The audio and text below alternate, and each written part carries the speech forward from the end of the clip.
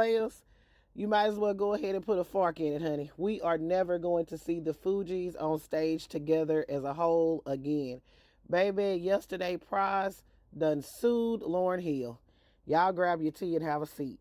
Let's get into it, baby. He said that Lauryn done cost him some money and he is ready and willing to recoup his fundage. I'm going to go ahead and keep it a stack with your players. If you didn't see this lawsuit coming, you must have been blind like Stevie Wonder, because baby, after that tour was canceled and he made that diss record, I already knew he was going to sue that ass. So yesterday in federal court, Fugees member Pras sued Lauryn Hill for breach of contract, among other claims, over the abbreviated 2023 and canceled tour a year later. In a scathing lawsuit filed yesterday in the Southern District of New York, Pras alleges that Lauryn Hill grossly mismanaged the setup, marketing, and budgeting of their scuttled 2023 tour, which was actually a veiled and devious attempt to make a big score for herself, according to Pras.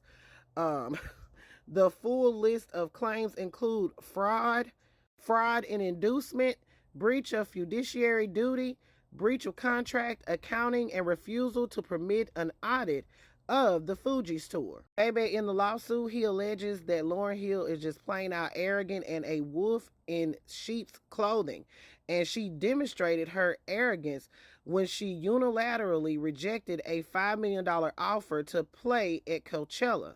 The reason was that her ego was bruised, since the group, no doubt, will be receiving top billing over the Fugees the night of their show.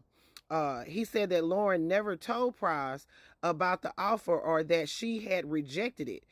He said he only learned about it when it was too late, after Hill, in an astonishing display, asked Pras if he would agree to perform a few Fugees songs for free as an opening act for her son, YG Marley, who was slated to perform at the same Coachella festival. So he said he didn't know they was offered $5 million to play, and he would have wanted that money because he needed that money for his legal fees, baby. He goes on and on about this alleged inflated ego with Lauryn Hill. He decrees and declares that she came up with the idea for the reunion tour for the 25th anniversary.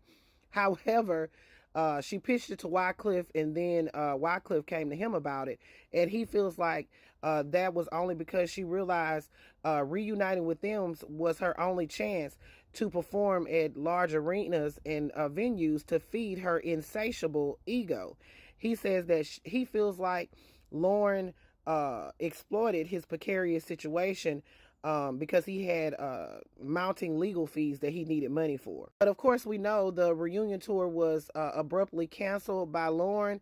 It did nothing to help his mounting legal fees and left him owing nearly $1 million in unrecouped expenses, because Lauryn Hill was taking 40% of the tour guarantees and tour net profits off the top for herself, leaving the remaining 60% to split equally between Hill, Pras, and Wycliffe. He said that he only learned of the setup this year. Also alleges that Lauryn Hill went into an agreement with Live Nation for an 18-show U.S. tour that was scheduled to kick off in August of 2024.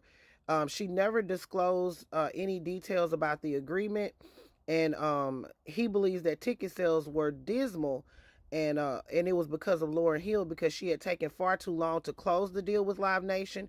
There was little to no marketing for the tour, and there was not enough time between the announcement and the first concert date to have sufficient advance sales to justify the tour. So as a result, Live Nation pulled the plug on the U.S. tour in August of 2024, prompting speculations about what really torpedoed the deal. Then goes on to claim that Lauryn Hill has tarnished the Fugees brand due to her habit of showing up late for shows, sometimes by as many of 2 to 3 hours late.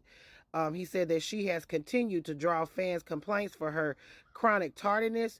Just this week, the singer reportedly hit the stage more than 4 hours late in Kenya. All right, players. So Pras is not playing around with Lauryn Hill. He has filed the lawsuit. I want to know what you all think. Put it in the comments. It's Double D Mo for the Black News.